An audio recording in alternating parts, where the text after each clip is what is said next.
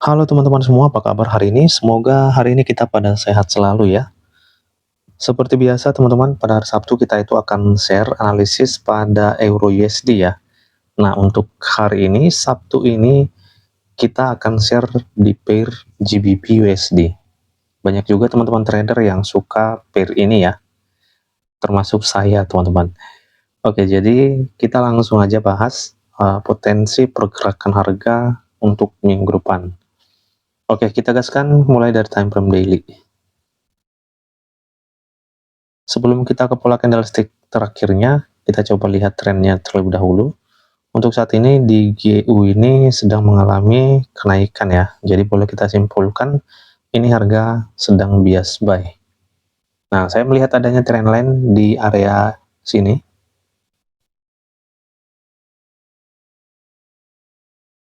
Oke, untuk trendline area ini belum ada body break, teman-teman. Setiap harga masuk pada zone area tersebut, nah itu selalu ada respon ya. Dia selalu membuat kenaikan ini. Nah, nanti di zone ini apakah akan terjadi seperti ini lalu naik lagi atau dia cukup hanya sampai demand area ini? Saat ini kan harga sedang berada di demand ini ya. Atau cukup sampai di zone ini harga akan naik kembali? Nah, untuk mengetahui hal ini teman-teman, itu semua tergantung dari konfirmasi yang muncul ya. Jadi kita tidak akan pernah tahu nih apakah dia ke zone ini dulu baru naik seperti ini atau dia cukup sampai di sini.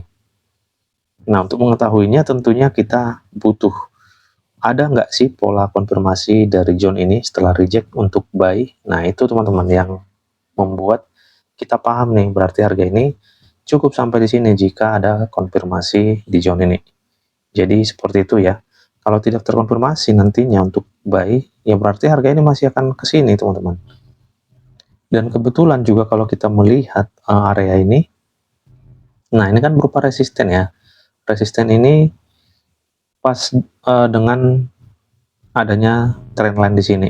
Pas banget ya, itu satu level. Jadi jika pun harga ke zone ini, nah berarti area resisten ini bagus banget ini untuk kita pantau mengambil posisi buy-nya. Nah, namun ini kan pada daily ya. Jadi sebagai gambaran jangka panjangnya ya untuk 1 minggu ke depan ya. Jadi seperti itu teman-teman. Nah, kalau kita mengacu ke mechanical struktur di time frame daily ini, nah di resisten ini ternyata sebagai struktur terakhir ya. Ini ada change of karakter, perubahan tren. Jadi biasanya sudah buy ini. Ya, seperti ini ya. Untuk saat ini high-nya sudah menjadi high yang valid ya di zone ini. Nah, setelah itu biasanya kan harga akan masuk ya di area entry ya. Nah, termasuk saat ini dia ini sudah masuk di area entry ataupun area demand ya, demand daily. Nah, apakah dia cukup sampai demand ini atau harus mencari area next-nya atau selanjutnya ya? Kalau kita lihat kan di area terdekatnya saat ini, selain resisten kita melihat adanya di sini area support teman-teman. Jadi itu area terdekatnya untuk area SNR-SND-nya. Nah, tapi tidak menutup kemungkinan juga area resisten ini ya biasa teman-teman, itu bisa menghalangi harga untuk melakukan penurunan, terlebih kita lihat ini satu level dengan trendline yang tidak ada breakout sebelumnya. Nah, jadi itu bisa aja harga hanya sampai pada zone ini, lalu dia naik lagi. Dan bisa juga hanya sampai pada demand ini teman-teman. Nah, jadi seperti itu tergantung dari pola konfirmasi ya, sehingga kita bisa mengetahui dan memahami pergerakan harga ini. Sekarang kita ke pola candlestick.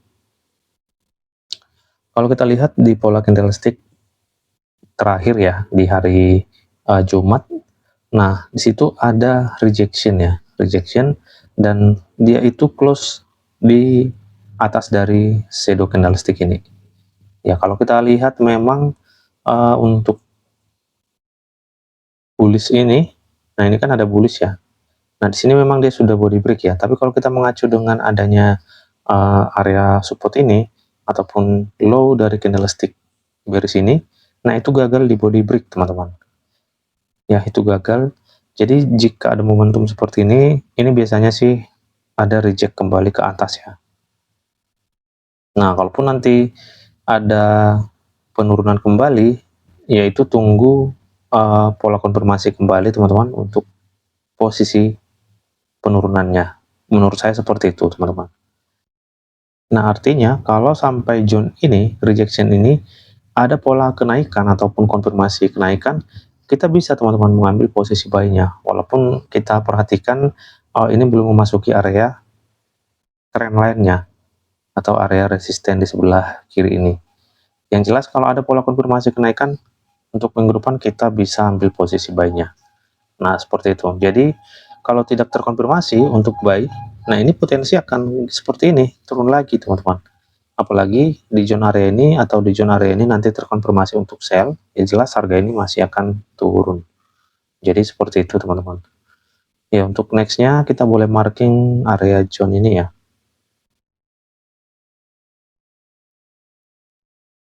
Ini ya, di pertemuan candlestick ini ya, itu merupakan area base di time frame kecilnya. Oke, jadi dua area ini yang bisa kita pantau ya. Di zone ini bagus teman-teman kalau sampai harga berhasil ke area ini, karena ini resisten yang satu level dengan area trend line-nya. Oke, sekarang kita akan turun ke H4. Oke, untuk time frame H4 sama juga teman-teman, di sini areanya tidak body break. Nah, ini ada rejection yang cukup kuat ini sampai harga close tetap di atas dari zone ini. Oke, jadi ada potensi ya seperti ini ya, ada potensi harga mengalami kenaikan kembali. Untuk posisi sell-nya seperti yang sudah kita katakan, nanti kita akan siap-siap posisi sell di atas ini kalau memang sesuai dengan struktur di H1 nantinya ya. Oke, saat ini kita refine di H4 itu di zone area ini. Setelah itu kalau di H4 juga kita punya area demand di sini.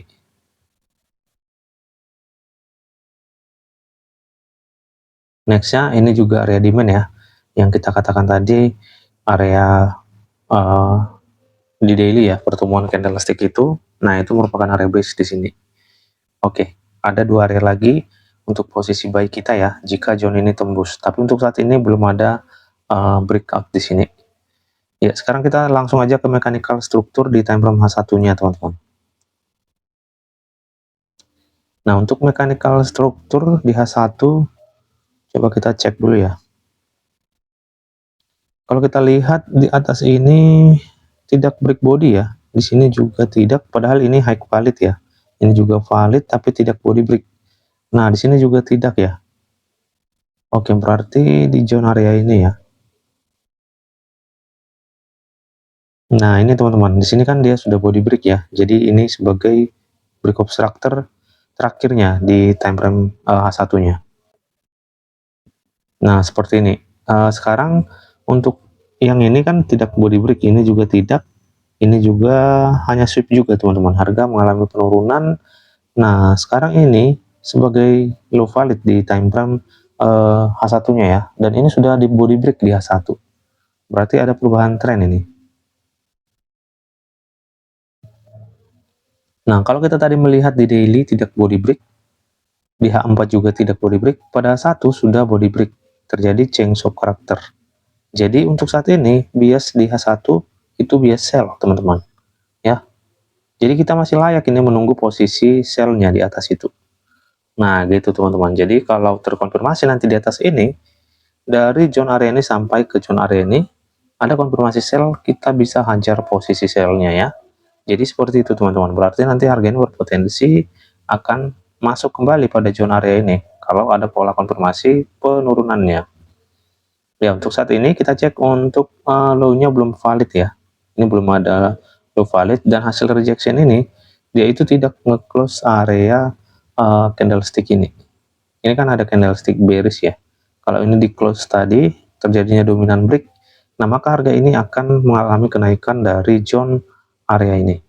Ini kan merupakan demand yang tadi ya di time frame daily-nya ya. Tapi belum ada pola konfirmasi kenaikannya teman-teman. Jadi kita belum bisa ini mengambil posisi buy-nya ya. Kalau tadinya ini body break, nah untuk hari Senin atau Selasanya kita bisa seperti ini, mengambil kenaikan sebelum harga masuk ke area entry di H1-nya. ya. Untuk saat ini area low ini belum valid teman-teman, jadi kita harus menunggu dia harus nge-break area ini.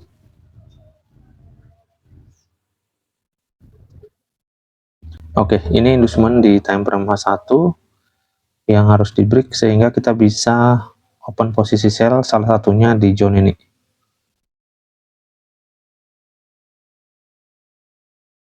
Ya, itu area sell kita. Nextnya di area zone ini.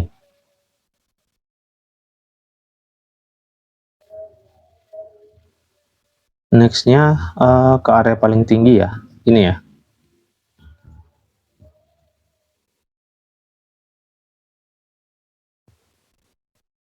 Oke, jadi ini high-nya, high valid time frame H1.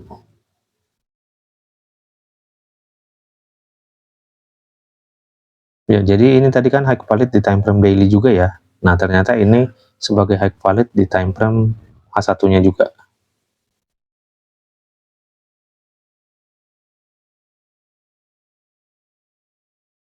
Oke, jadi seperti ini ya. Kalau sampai tidak ada pola konfirmasi, teman-teman, maka harga ini akan lanjut naik kembali. Akan terjadi change of character di atas itu.